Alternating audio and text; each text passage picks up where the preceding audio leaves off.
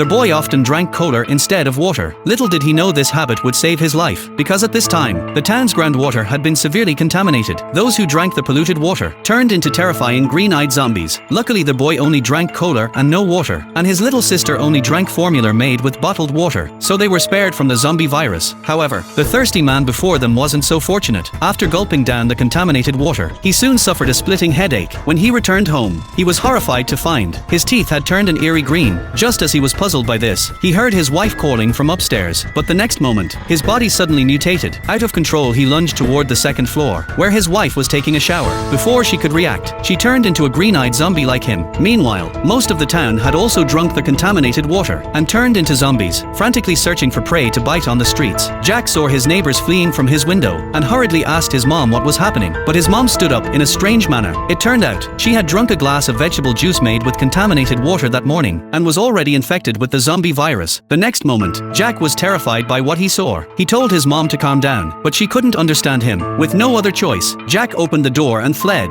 Just then, a car sped by, accidentally hitting his mom's leg and breaking it. The driver quickly apologized and told Jack to hide inside because the town was full of infected zombies. He shouldn't run around. Then the driver drove off in a panic. At that moment, several zombies rushed toward them, scaring Jack into dragging his mom back home. Just before the zombies caught up, he managed to pull his mom inside to protect his newborn sister from his mom. He locked her in the bathroom, but his sister's crying made the zombies outside even more frenzied. With no other choice, Jack covered the stroller with toys. As his sister's cries gradually subsided, the zombies outside finally calmed down. Though the immediate danger was over, he now faced a serious problem: how to survive with his sister. In this apocalyptic world, just as he was paralyzed with fear, the sound of planes roared outside. It turned out the military, to prevent the zombie virus from spreading to other cities, had bombed the only bridge out of town and cut off the power, leaving the townspeople to fend for themselves. The next day, Jack took out his phone to call for help, but found it had no battery. Seeing his sister crying from hunger, Jack imitated his mom, using the last bottle of water to make formula.